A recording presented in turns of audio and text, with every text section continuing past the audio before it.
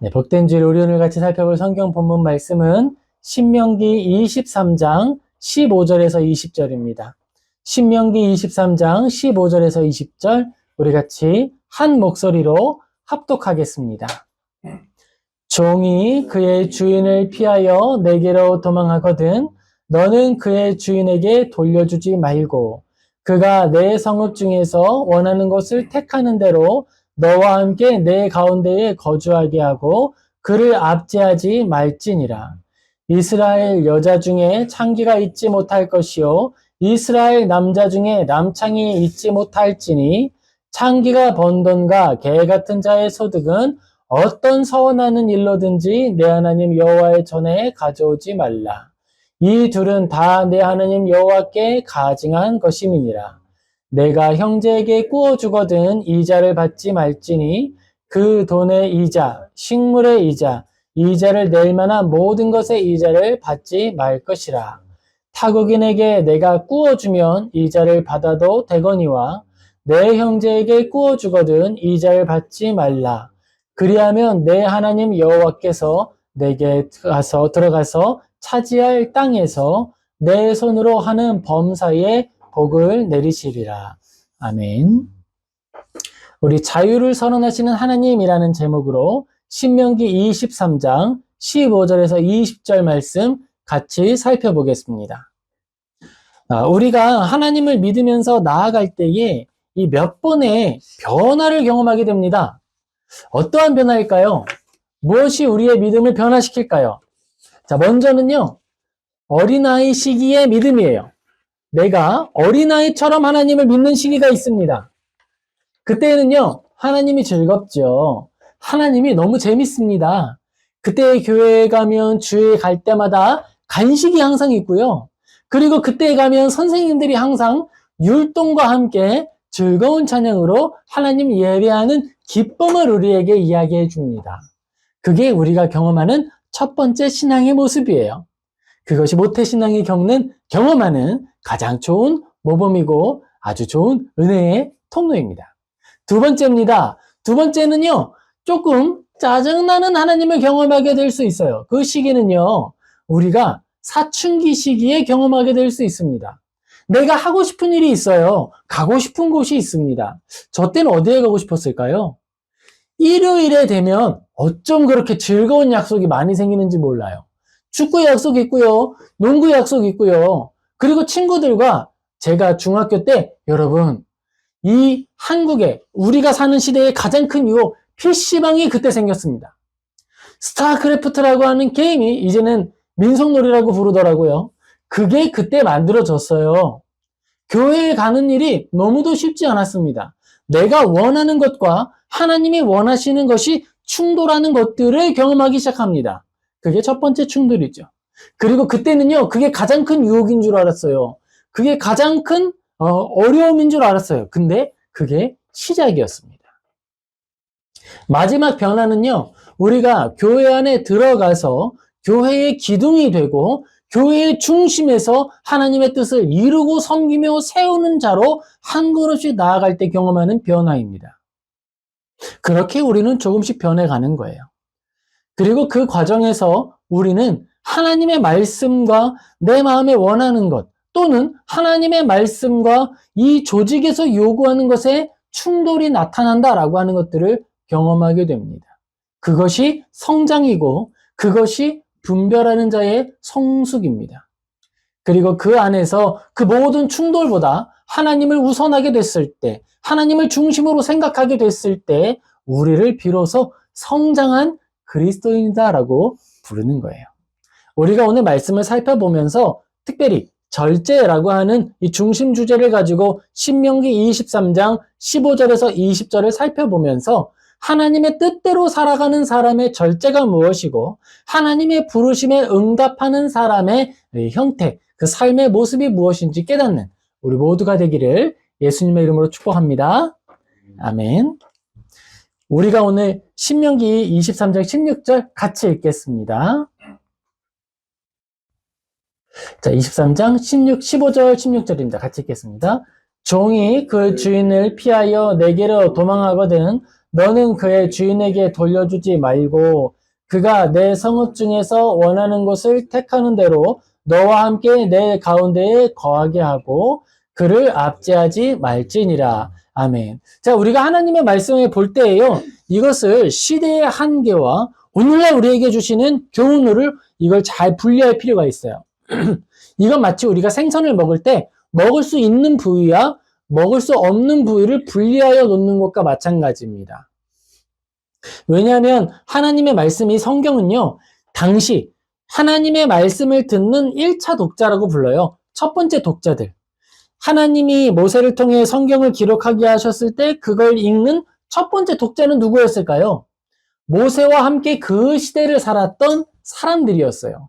그런데 그 사람들의 시대에는요, 시대 인식과 국가 인식과 시민 의식이라는 것이 존재하지 않았습니다. 사람이 동등하게 존귀하고 모든 사람은 평등하며 모든 사람은 자신의 자유와 이 평화, 이 안전을 추구할 수 있는 권리가 있다라고 하는 것을 아직 알지 못하는 때예요.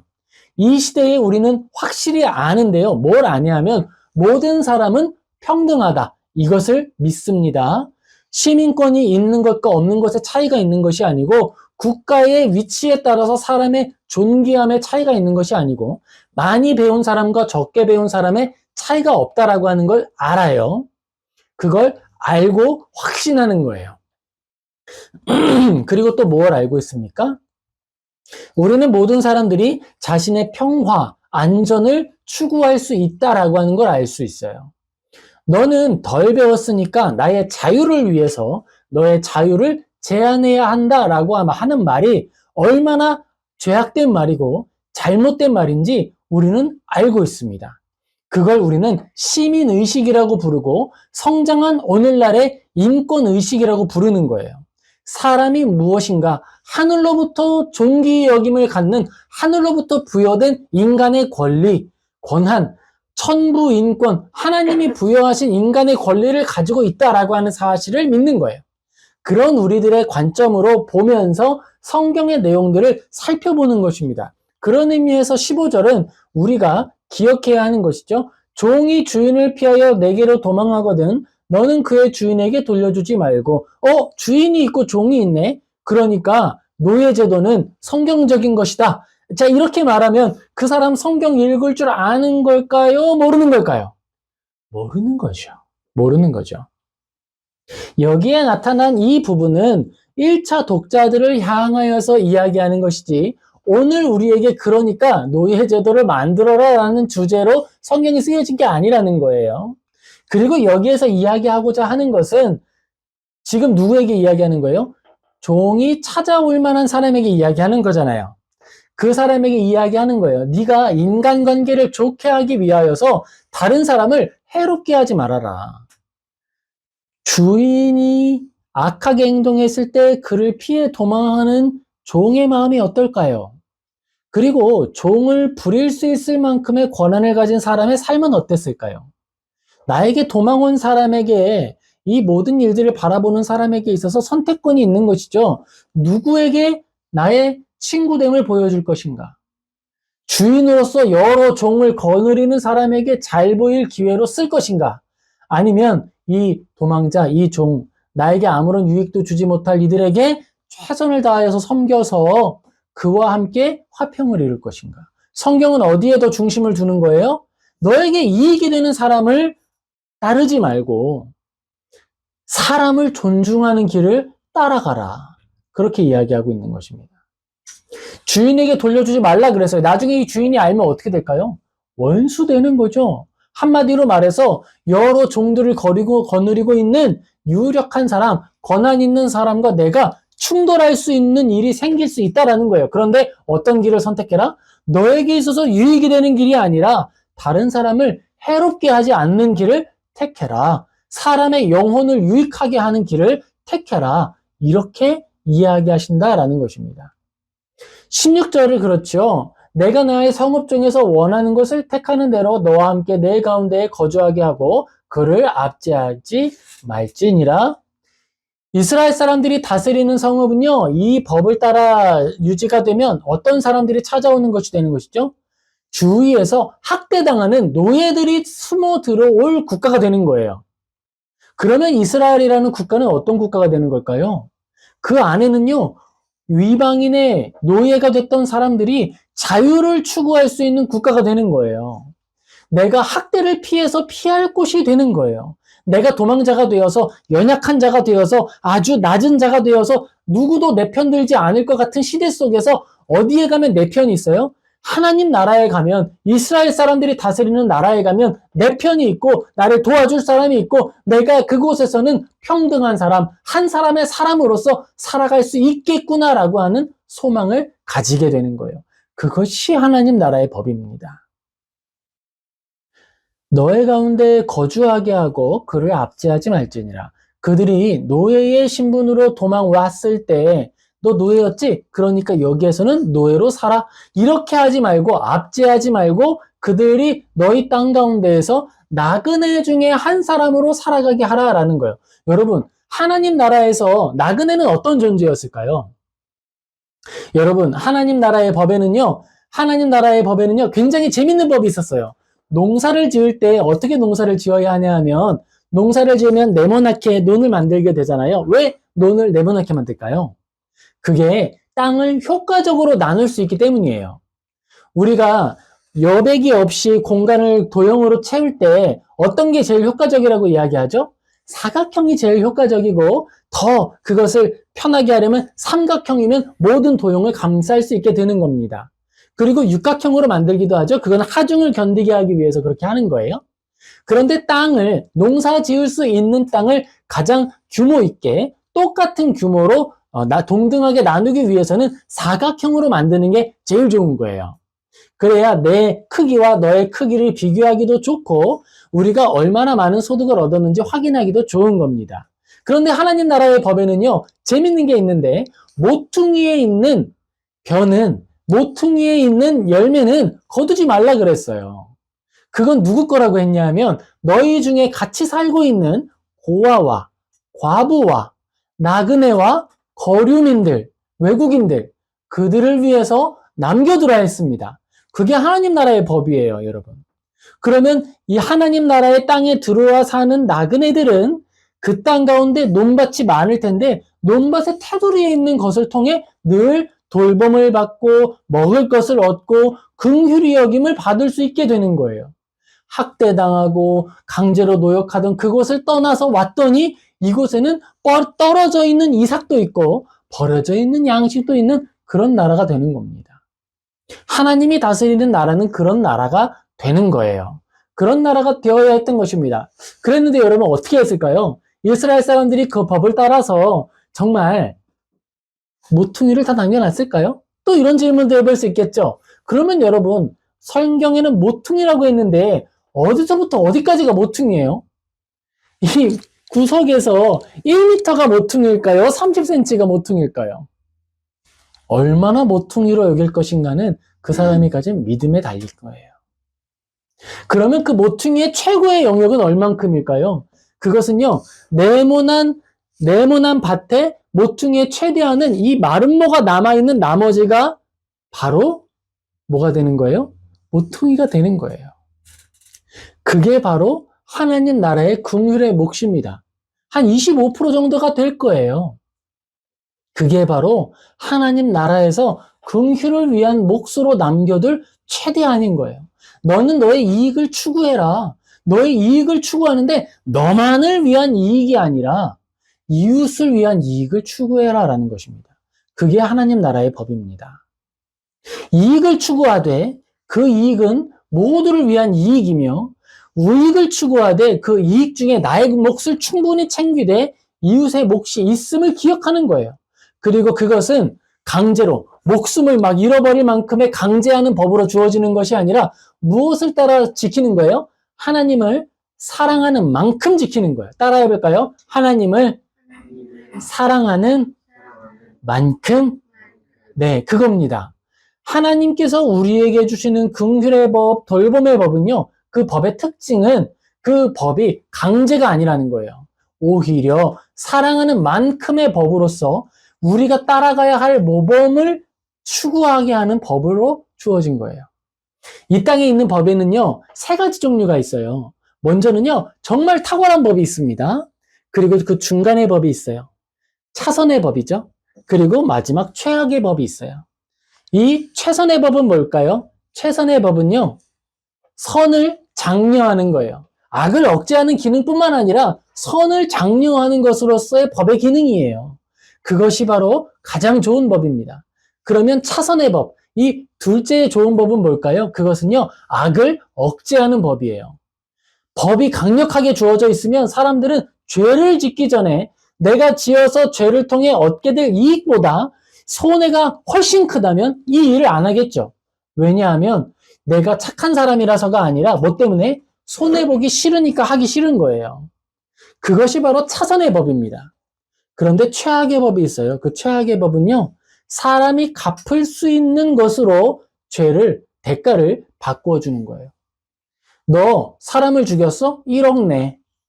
그런데 내 재산이 1조가 넘어. 그러면 뭐죠? 나는 사람을 죽이는 것에 대하여서 내 재산만큼 면죄부를 갖는 것과 마찬가지가 되는 거예요. 이것이 바로 최악의 법이 되는 것입니다. 그런데 하나님 나라의 법은 최선의 법인 거예요. 우리에게 가장 아름다운 사람의 형태가 무엇인가? 사람이 추구할 수 있는 가장 좋은 형태의 이익 추구는 무엇인가? 우리가 기업인이 된다 그러면 이걸 잘 기억해야 합니다. 하나님이 우리에게 주시는 최상의 기업인의 모습이 무엇인가? 그것이 하나님 나라의 법에 주어져 있는 거예요. 그리고 너희가 만들어야 할 국가의 최상의 모습이 무엇인지 보여준 거예요. 그래서 하나님이 이스라엘 사람들을 이사야서에서 꾸중하실 때 내가 너희를 최상의 올리브 나무를 심었더니 너희들은 돌 올리브를 열매 맺었다라고 했어요. 내가 너희에게 정의와 공의를 열매 맺게 하기를 기대했는데 너희가 열매 맺은 것은 포학과 폭력이었다라고 이야기하는 것입니다. 하나님은 최상의 법으로서 가르침을 내려주셨다라는 거예요. 그들을 압제하지 말지니라 라고 하는 법에는 그러한 의미가 담겨 있는 것입니다. 17절 우리 같이 읽겠습니다. 이스라엘 여자 중에 창기가 있지 못할 것이요 이스라엘 남자 중에 남창이 있지 못할지니 18절 창기가 번던가 개같은 자의 소득은 어떤 소원하는 자의 일로든지 내 하나님 여호와의 전에 가져오지 말라. 이 둘은 다 내 하나님 여호와께 가증한 것이니라. 아멘. 이것은요, 하나님께 드릴 우리의 소유에 대한 법입니다. 하나님께 나의 소유를 올려드리고 하나님께 나의 모든 것을 올려드립니다 라고 말할 때 모든 것을 다 드릴 수 있는 게 아니라는 거예요. 내가 사채업을 하면서 연약한 이들에게 돈을 빌려주고 더 큰 폭력과 억압으로 그들의 영혼까지 착취해서 돈을 모은 후에 하나님 앞에 하나님 이것이 내가 번 거룩한 수고입니다 라고 드리지 말라라는 거예요. 우리가 하나님 앞에 드릴 것이 있고 드리지 않을 것이 있다라고 하는 것을 이야기하고 있습니다. 우리가 하나님 앞에 올려드릴 것은요, 좋은 건 이런 거예요. 나의 찢겨진 마음.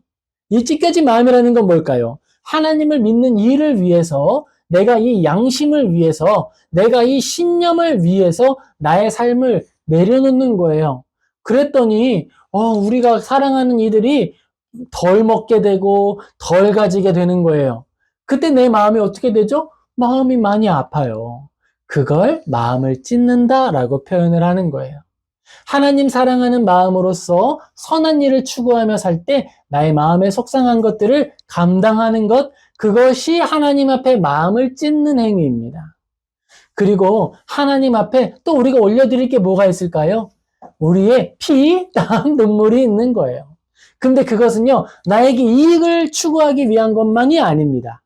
어떤 농부가 농사를 열심히 짓는 거예요. 농사를 지을 때에 너무 열심히 지었더니 허리를 삐끗하기도 하고 너무너무 열심히 지어서 땀이 주룩주룩 흘려서 땀이 메말라 나오지 않을 만큼 땀을 막 흘리기도 했어요. 그리고 내가 열심히 수고하느라 팔이 다치기도 했다 이 말입니다. 그러면 그 모든 수고를 하나님 앞에 올려드리는 거예요. 하나님이 나에게 주신 재산, 하나님이 나에게 주신 재능, 이것들을 개발하고 이것들을 또 연마하고 이것을 탁월하게 하기 위하여서 나의 시간을 쪼개고 나의 잠을 쪼갰습니다. 잠을 쪼갰더니 피곤해서 코피가 나기도 했습니다. 내가 하나님께 받은 나의 재능을 열심히 연마하기 위하여서 내가 수고하였더니 이러한 소득들을 얻었습니다. 하지만 이것들 중에 하나님께서 이웃을 사랑하라 하셨으니 이것들을 또 흘려보내겠습니다. 그리고 이것은 하나님께 올려드릴 나의 몫이니 받아주셔서 또 올려드리는 거예요. 바로 그것이 하나님이 기쁘게 받으시는 우리의 땀이고 우리의 피고 우리의 눈물인 것입니다. 하나님이 우리를 통해 받기를 원하시는 것들은 재정만이 아니에요. 그것만이 아니라 올려드릴 게 얼마나 많은지 몰라요. 순수한 믿음, 순수한 신념, 그것을 위한 우리의 노력, 그 모든 것들이 하나님께 올려드릴 값진 예물입니다. 그리고 그것을 통해 하나님의 공동체가 단단하게 세워지는 거예요. 하나님 나라는 어떤 나라라고 했죠? 주위에서 압제당하고 있는 노예들이 도망가고 싶은 나라, 숨고 싶은 나라, 그것으로 피하고 싶은 나라, 그것이 바로 하나님 나라입니다. 교회는 어떤 곳이어야 할까요? 바로 똑같은 곳이어야 합니다. 세상에서 피곤하고 힘들고 지친 이들이 와서 쉴 수 있는 곳, 하나님 나라에 와서 쉬고 먹고 누리고 피로를 풀고 또다시 선한 일을 꿈꾸고 계획하고 실행할 힘을 얻어 나아가는 곳, 그게 바로 교회인 거예요. 그걸 이루기 위해서 우리는 때로 마음을 찢기도 하고 우리는 때로 우리의 것을 흘려보내기도 하고 할 수 있는 모든 최선으로 서로 사랑하는 것입니다. 그리고 하나님께서 우리에게 이러한 것들을 알려주시는 거예요. 너희는 창기가 번던가 개 같은 자의 소득은 어떤 서원하는 일로든지 여호와의 전에 가져오지 말라. 이 비슷한 사례가 어디 있었을까요? 바로 사울 왕에게 있었습니다. 하나님이 사울 왕에게 악한 지역을 토벌하면서 그 땅에 있는 모든 소유를 없애라라고 명령하셨습니다. 왜 그랬냐 하면 그 땅에 있는 소유를 얻기 위해서 전쟁을 한 것이 아니라 이 전쟁은 하나님의 거룩한 징계임을 선언하기 위한 증거로서 불탄 예물이 필요하기 때문인 거예요. 때때로 우리는 우리의 소유를 거절하고 포기함으로써 하나님을 영화롭게 할 수 있어야 합니다. 내가 섬기고 사랑하는 것이 오직 하나님을 향한 열정이며 하나님을 향한 신앙의 고백임을 드러내기 위하여서 때때로 그렇게 할 필요도 있는 거예요. 그리고 사울이 변명을 하죠. 양과 염소의 소리, 소의 울음소리가 들려올 때 사무엘이 그걸 꾸짖자 이 모든 것들이 내 것으로 얻으려고 한 게 아니라 아니 상태가 너무 좋은 거예요. 그냥 좋은 게 아니라 너무 좋은 거예요. 그래서 제가 이걸 보자마자 우리 하나님이 생각났지 뭐예요? 이거 다 하나님께 드릴 거예요. 이거 내 걸로 가져온 거 아니에요. 하나님께 좋은 거 드리려고 챙겨온 거라니까요. 이렇게 이야기를 한 거예요. 그랬더니 사무엘이 뭐라고 얘기하죠? 하나님은 소의 기름을 기뻐하지 않으십니다. 하나님은 순종을 제사보다 더 기뻐하십니다. 이렇게 이야기하게 되는 겁니다. 그리고 이 비슷한 모습을 또 어디서 찾아볼 수 있을까요? 이 사례를요. 바로 아브라함을 통해 살펴볼 수 있습니다. 아브라함의 조카 롯이라고 하는 친구가 있었어요. 그는 하나님과 함께 거주하는 것을 기뻐하기보다 화려한 도시에 살기를 즐거워했어요. 그래서 그 나라에서 살았습니다. 소돔에서 살았어요. 그리고 그 땅이 전쟁으로 인해서 다 잡혀가게 됐을 때 아브라함이 당신이 기르고 있었던 300명의 사병들과 그를 따르는 이웃들의 군인들을 함께 모아서 전쟁을 치르고 다 찾아오게 됩니다. 그때 소돔과 고모라의 왕이 이야기하기를 이 전쟁의 전리품 당신이 다 가져가세요. 이렇게 이야기합니다. 근데 아브라함은요, 그걸 원하지 않았어요. 내가 하나님 앞에서 분명히 이야기하는데 당신에게서 있었던 신발끈 하나도 나는 가져가지 않을 거다라고 이야기합니다. 다만 나와 이 전쟁에 참여했던 다른 이들을 위해서만은 그들의 소유를 조금 가져갈 수 있게 하라. 이것이 아브라함의 이야기였어요. 여러분 바로 이겁니다. 때때로 우리는 우리의 신념을 지키기 위하여서 손해를 감수할 수 있어야 한다라는 거예요. 하나님을 사랑하는 마음을 지키기 위하여서 때로 그 마음을 드러내기 위하여서 하나님을 향한 나의 마음의 순수함을 온전히 하기 위하여서 덜 먹고 덜 가질 필요가 있다라는 거예요. 그것이 하나님을 기쁘시게 하는 예물이 된다라는 것입니다. 개 같은 자의 소득은 어떤 서원하는 일로든지 하나님 여호와의 전에 가져오지 말라. 오늘날 교회가 교회로서 다시 선한 모습을 회복하고 하나님을 기쁘시게 하는 교회로서 지어져 가기 위해서 우리가 생각해야 할 가장 중심의 본문이 신명기 23장 18절이라고 저는 생각합니다. 하나님 앞에 드릴 모든 것이 아니요 오히려 나의 마음을 찢는 참된 신앙을 회복하는 우리 모두가 되기를 예수님의 이름으로 축복합니다. 아멘. 우리 다음은요. 수고하지 않은 소득을 기뻐하지 말라는 거예요. 수고하지 않으면서 얻는 소득을 기뻐하지 말라. 저희 아버지가 세탁소를 하셨어요. 그런데 세탁소를 하시면서 말씀하셨던 이야기가 저한테 정말 큰 교훈이 된 게 있습니다. 세탁소를 하려면 아침에 5시, 6시에 가셔서 일을 시작하시고 쭉 하면은 8시에 일이 마무리돼서 그걸 이제 배달하면은 하루의 몫이 되는 거예요. 그런데 그렇게 이야기하면서 아버지가 하신 말씀이 내가 일찍 일어나도 받고 정말 2배, 3배 열심히도 일해봤는데 이 일을 통해서 얻을 수 있는 소득 최대는 25만 원이 끝이다. 이 인간이 자기의 몸을 갈아 넣어서 최고로 추구할 수 있는 이익이 한계가 있다라고 하는 걸 이야기하시면서 그 이야기를 하신 거였어요. 또 그나마도 겨울에는 일이 그렇게 있지만 여름에는 일이 없지요. 그렇게 하루하루를 걸어가게 됐다라는 말이었어요. 그리고 그 모습을 바라보면서 아버지의 일을 제가 몇 번 아니지만 도와드리기도 했어요. 근데 그게 참 좋은 노동이었습니다. 내가 다른 사람의 수고에서 때 묻은 옷을 깨끗하게 해주는 거예요. 그들의 목에 묻은 땀 흘린 흔적들을 지워주는 거예요. 땀 흘린 흔적을 지워주고 그들이 묻힌 얼룩을 지워주고서 그것에 대해서 소득을 얻는 거예요. 보람이 있더라고요. 그리고 나는 확실히 느꼈습니다. 제가 확실히 느낀 것은 이것이 바로 하나님이 기뻐하시는 수고의 형태이구나라고 깨달았어요. 그리고 또 다른 모습이지만 나 역시 하나님 나라의 세탁소 직원이구나라고 생각했습니다. 이곳에 모인 우리 모두가 세상을 살면서 몸에 얼룩을 묻히고 오지 않습니까? 그러면 저는요, 하나님의 말씀을 가지고 그 모습을 말아놓는 거예요. 이것은 얼룩입니다. 이것은 지워야 합니다. 이것은 검은 옷이니까 이 검은 옷이 더 잘 드러나기 위해선 이 세제가 필요하겠네요. 이 말씀이 필요하겠네요. 적용하는 것이죠. 그래서 본래 있었던 색깔을 회복하는 것, 원래 가졌던 광택을 회복하는 것, 원래 있었던 그리스도인의 흰 의복을 회복하는 것, 그 의복을 손을 힘을 내서 열심히 빨기를 힘쓸 수 있도록 조언하고 격려하고 돕는 것. 이것이 목회자의 모습이구나 알게 되고 배운 거예요. 여러분 그겁니다. 하나님은 우리에게 그런 모습을 알고 또 생각하게 하시는 거예요. 형제에게 꾸어주거든 이자받지 말아라. 그러니까 이건 뭐죠? 다른 사람을 도와줄 때 내가 도와준 것에서 어떻게 하면 이익을 얻을 수 있을까? 이걸 따지지 말라는 거예요. 자, 너 빌려줬지? 이거 빌려줬으니까 이자를 요 정도 내. 넌 친구니까 좀 깎아줄게. 이만큼 내. 친구를 돕지만 이 돕는 거에 뭐가 지금 포함되어 있는 거예요? 나의 이익이 섞여 있는 거예요. 다른 사람을 도울 때 돕는 것에 집중하고 그 안에 내가 어떤 이익을 추구할 것인지에 대해서는 생각하지 말라라는 거예요. 그것을 할 때에 돈의 이자뿐만 아니라 식물의 이자, 이자를 낼 만한 모든 것의 이자를 받지 말아라. 내가 땅은 있는데요. 일하기는 싫어요. 그럼 뭘 하죠? 땅을 빌려줍니다. 땅을 빌려주면서 나는 일은 안 할 건데 네가 버는 것에 얼정한 몫을 나에게 줘.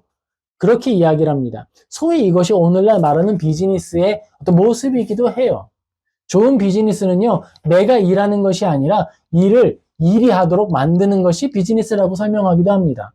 그런데 성경은 조금 달라요. 내가 수고해야 한다라고 이야기하고 조금 다른 것으로 적용한다고 하면 다른 사람을 돕는 일을 할 때 나의 이익을 추구하거나 덧붙이지 말아라 라고 이야기하는 거예요. 하지만 여기에서도 중요한 사실이 있습니다. 이걸 다른 사람한테 강제하는 거예요? 아니면 내가 그걸 결정하는 거예요? 내가 그걸 결정하는 거예요. 내가. 하나님은 또 다른 본문에서 일하는 소의 입에 망을 씌우지 말라고 했습니다. 그것은요, 소가 소의 필요에 의해서 무엇을 요구하고 얻으려고 할 때 그걸 억압하지 말라고 하는 것과 마찬가지인 거예요. 이 본문은 그 두 본문과 충돌하는 것이 아닙니다. 소의 입에 망을 씌우라는 본문과 충돌하는 본문이 아니라 이 둘은요, 서로를 균형 있고 조화 있게 하는 거예요. 선한 일을 할 때에 그 선한 일에 지속 가능성을 위해서는 소득과 그 소득의 이 선순환이 필요합니다. 이것을 혼동하지 말라는 거예요. 다른 사람을 손해가 될 만큼 압제하거나 억압하지 않는 것, 그것이 바로 하나님이 기뻐하시는 일이다라고 우리에게 설명해주고 있는 것입니다. 우리 마지막으로 사람의 한계와 하나님의 선하심을 생각해 보겠습니다. 신명기 23장 19절에서 20절입니다. 20절입니다. 같이 읽겠습니다. 타국인에게 내가 꾸어주면 이자를 받아도 되거니와 내 형제에게 꾸어주거든 이자를 받지 말라. 그리하면 내 하나님 여호와께서 내가 들어가서 차지할 땅에서 내 손으로 하는 범사에 복을 내리시리라. 아멘. 자, 이 본문에서도 우리가 하나님의 말씀 전체의 균형 속에서 하나 살펴봐야 할 부분이 있죠. 그건 첫 번째 부분입니다. 타국인에게 내가 꾸어주면 이자를 받아도 되거니와, 자, 이 말은 그러면 이자를 정말 받아도 된다는 거예요? 아니면은 그 시대의 사람의 한계 때문에 이야기하신 걸까요? 그 시대의 한계 때문에 이야기하신 거예요. 그 뒤에 오는 이 두 번째 파트를 보면 조금 더 자세히 알 수 있습니다. 내 형제에게 꾸어주거든 이자를 받지 말라, 이렇게 이야기합니다. 이걸 신약으로 가면 어떻게 보게 되죠? 신약으로 오게 되면요, 이 형제라고 하는 이 단어를 이 이웃이라고 하는 단어로 우리는 조금 더 완성된 형태로 생각해 볼 수 있는 거예요. 너의 이웃에 대하여서는 뭐하라? 이자를 받지 말아라. 그러면 이제 율법학자가 질문했던 질문을 탁 떠올리게 되면 성경을 잘 알고 있는 거예요. 율법학자가 예수님께 칭찬 들으려고 물어봅니다. 예수님, 어떻게 하면 영생을 얻을 수 있습니까? 그러면 하나님의 법을 지키라 그래요. 하나님의 법을 어떻게 지켜야 합니까? 하나님을 사랑하고 이웃을 사랑하라 그래요. 그러면서 질문을 마지막에 던집니다. 그러면 이웃은 누구예요? 하며 그때 나온 예수님의 비유가 바로 강도 만난 사람과 바로 사마리아인의 비유입니다. 선한 사마리아인의 비유라고 하는 말로 더 유명하지요. 강도 만난 사람이 있었는데 레위인은 피해갔고 제사장도 피해갔다. 하지만 사마리아인이 그를 여관에 맡기고 돈을 주어 맡기면서 돌봐주라 하고 부족하면 나에게 요구하면 내가 오면서 돈 더 주겠다 이야기하는 바로 그 이야기를 하는 것이죠. 누가 우리의 이웃인가? 그것은 혈육이나 우리와 같이 사는 사람만이 나의 이웃이 아니고 누가 이웃이다? 내가 사랑할 사명을 가진 모든 이들이 우리의 이웃이다라고 하는 것을 알려주는 게 바로 성경 본문이었습니다. 바로 그거예요. 네가 형제가 아닌 자에게 꾸어주면은 그래 이자를 받을 수 있겠지. 그러면 너의 형제가 아닌 자가 누굴까? 물어보는 거예요. 네가 사랑해야 할 너의 이웃과 너의 주변에 항상 머물도록 내가 항상 모이도록 모아놓은 그 모든 이들이 너의 이웃이다라고 이야기하시는 것입니다. 그렇게 네가 만약에 꾸어주고 이자를 받지 않으면 네가 너의 이익을 추구하지 않아도 누가 너의 이익을 책임지겠다? 두 번째 파트죠. 내 하나님 여호와께서 내게 들어가서 차지할 땅에서 내 손으로 하는 범사에 복을 내리시리라. 아멘. 내가 나의 이익을 추구하는 게 아니고요. 누가 나의 이익을 추구하여 주신다? 하나님께서 나의 필요와 쓸 것을 책임져 주신다. 바로 이것입니다. 바로 이것이 성경이 이야기하는 절제의 중심이에요. 우리가 어떻게 절제할 수 있느냐? 이렇게 절제하면 내가 살아갈 수 없을 것 같은데 어떻게 나는 절제할 수 있을까? 그 비밀이 여기 있는 것입니다.